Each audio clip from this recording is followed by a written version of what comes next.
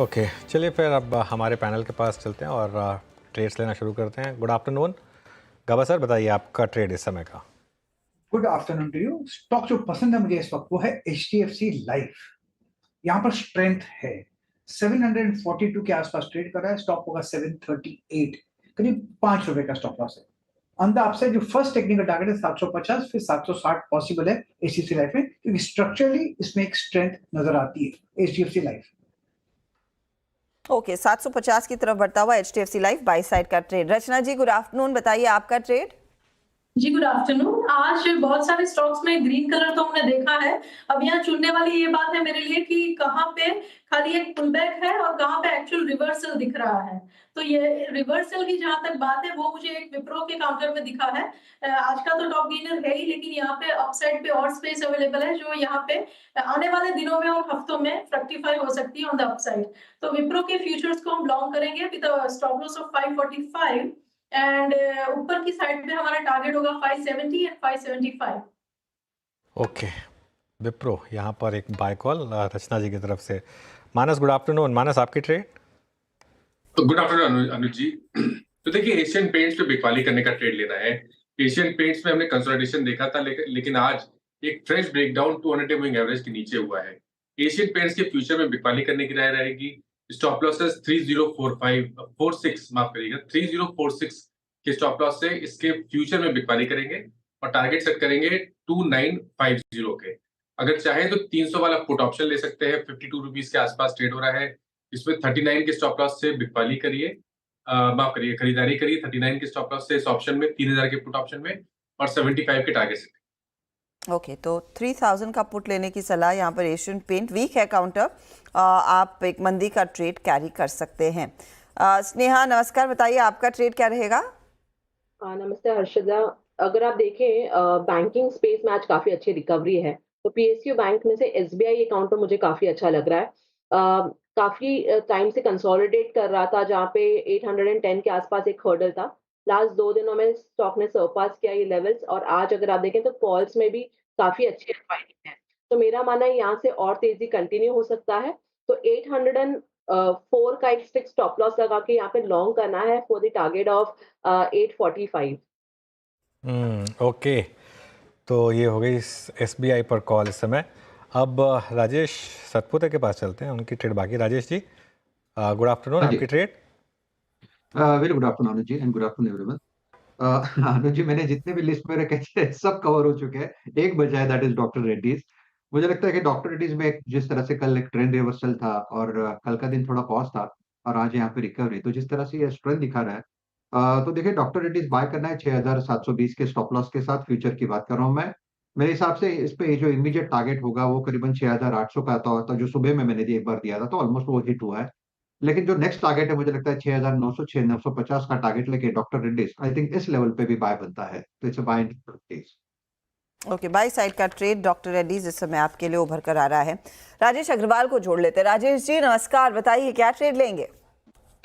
नमस्कार हर्षदा जी, अनुज जी, बाकी भी जो पैनल में मित्रगण हैं सबको नमस्कार। ट्रेड के लिहाज से बात की जाए तो हम देख रहे हैं कि मेटल्स में बड़ी भारी रिकवरी चल रही है, बैंकिंग में रिकवरी चल रही है। तो इस दो सेक्टर में एक स्टॉक अगर चुनना हो तो मैं समझता हूँ HDFC बैंक के साथ जाना चाहिए। अंडर परफॉर्म किया है पूरे मार्केट को, नो डाउट, बावजूद इसके कि दुनिया का एक सबसे बड़ा बैंक हो गया मर्जर के बाद, इतनी बड़ी साइज हो गई। इनकी जितनी भी सब्सिडरीज है, चाहे वो एर्गो हो, लाइफ हो, सिक्योरिटी हो, सब अच्छा खासा परफॉर्म कर रही हैं। अगले साल FY26 में हमारे अनुमान से 80,000 करोड़ रुपए का प्रॉफिट डिक्लेयर करेगी। एसेट क्वालिटी स्टेबल है। थोड़ी दिक्कतें NIM और क्रेडिट अपटेक को लेकर के है, जो कि सिर्फ इस बैंक के साथ नहीं है, सारे ही बैंकों के साथ है। हमें लगता है कि थोड़ी सी मध्यम से लंबी अवधि के लिए यहाँ ध्यान देना चाहिए। और शॉर्ट टर्म की भी बात की जाए तो 1720 1730 के टारगेट हो सकते हैं, but this is very short term. But मेरे हिसाब से इसमें थोड़ी सी 6-8 महीने की अवधि के साथ डिलीवरी लेनी चाहिए। HDFC बैंक में डिलीवरी ले सकते हैं। राजेश जी गुड आफ्टरनून, आपसे व्यू लेना चाहूँगा सिटी गैस डिस्ट्रीब्यूशन स्टॉक्स पर। आज जिस तरीके की पिटाई हुई, महानगर गैस, IGL, क्या ये डी रेटिंग के कैंडिडेट्स हैं या फिर इन लेवल्स पे बाय करें? जो इनके गैस आती हैं उससे कटौती के कारण से आई है। पहले 84% के बाद था, फिर बाद में 72 हुआ और ज्यादा कटौती हो गई। जाहिर सी बात है कि इनके अर्निंग्स पे प्रभाव पड़ेगा। अब ये देखना होगा कि ये जो बाजार से ऊंचे दाम पे गैस खरीदेंगे, उसको ये पास ऑन कर पाएंगे कि या नहीं कस्टमर को, वॉल्यूम ग्रोथ कैसे आएगी, ऐसी बहुत सी चीजें देखने लायक होगी। लेकिन कुछ बयानात मैनेजमेंट के ऐसे आए कि जैसे करीब कुछ कट आएगा मार्जिन पे दे, और हमारा खुद का ये अनुमान है करीब 20-22% का इनको दिक्कत आएगी बॉटम लाइन पे। लेकिन अगर आप मार्केट में गिरावट देखो कल की और आज की लेकर के, तो मुझे लगता है कि नेगेटिव्स डिस्काउंट हो चुके हैं। हो सकता है कि मौजूदा स्तर से 2-4% और गिर जाए, बट इस वक्त हमें लगता है कि महानगर गैस खास करके वहां पे एक खरीदारी का मौका बनता है। इस वक्त थोड़ा सा दिक्कत ये भी है कि महाराष्ट्र में इलेक्शन के कारण से कुछ प्राइस हाइक्स इस वक्त अलाउ नहीं हो, तो हो सकता है कि थोड़ा इलेक्शन तक इंतजार करना पड़े। लेकिन एक अच्छी बाइंग अपॉर्चुनिटी महानगर गैस में बन रही है। एक अच्छी अपॉर्चुनिटी एमजीएल में ज़रूर बन रही है, लेकिन हाँ, वो इलेक्शन का तो पेच फंस ही रहा है। जब तक वो नहीं पार होता स्पीड ब्रेकर, शायद ही कंपनी प्राइस हाइक ले पाएगी। और लेना भी तो होगा। अनुज, एक रिपोर्ट आई थिंक जेफरीज की मेंशन करी थी, 6 से 8 रुपए की रेंज में वो प्राइस हाइक लेना होगा। अब तक इन्होंने जब भी प्राइस हाइक्स लिए वो फ्रैक्शंस में ही हुआ है, 2-2.5 रुपए एट द मोस्ट।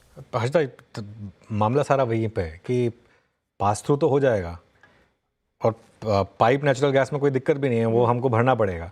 लेकिन जो सीएनजी वाला मामला है, हाँ, उसमें जो गाड़ियों वाला मामला है, उसमें फिर वो डीजल के मुकाबले और at a time when Brent prices नीचे आ रहे हैं, तो आगे जाके हो सकता है कभी ना कभी तो डीजल प्राइस भी कट होंगे, होने चाहिए। तो या तो गवर्नमेंट की पॉलिसी हो कि नहीं डीजल के प्राइस भी यहाँ नहीं कट होंगे, उल्टा और एक्साइज बढ़ाई जाएगी। अनलेस ऐसा हो तो या तो मार्जिन पे कॉम्प्रोमाइज़ करिए आप। लेकिन एक चीज़ तो क्लियर है, ये स्टॉक्स की जो फंडामेंटल स्टोरी चली आ रही थी वन वे वाली, वो कुछ हद तक उसमें ब्रेक लगा है। और इशू क्या है ना कि जब आप मोनोपोली बिजनेस में होते हैं, जैसे ये सारी की सारी कंपनियां मोनोपोली बिजनेस में हैं। महानगर गैस मुंबई में मोनोपोली है, आईजीएल की दिल्ली में मोनोपोली है, गुजरात गैस की अपने गुजरात में मोनोपोली। तो ऐसे जब आप मोनोपोली बिजनेस में कोई जगह नहीं होती आपके पास इस तरीके की, अगर कोई भी रेगुलेटरी स्टेप आ जाए तो।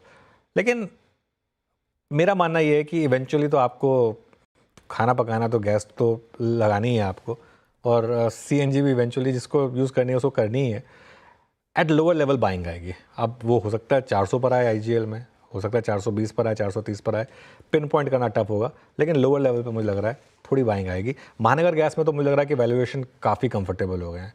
आई थिंक 1400-1500 के लेवल के आसपास मुझे लग रहा है महानगर गैस में भी इससे ज़्यादा का नीचे का मुझे मंदी नहीं दिखाई देती वैसे फ्रैंकली। तो परहैप्स बर्स्ट इज ओवर की तस्वीर आगे जल्द ही बनती हुई दिखाई देगी। देखते हैं यहाँ पर कैसा आता है, और जब कंपनी अपनी अर्निंग्स के लिए रूबरू होगी तब तो और खुलासा होता हुआ दिखाई देगा।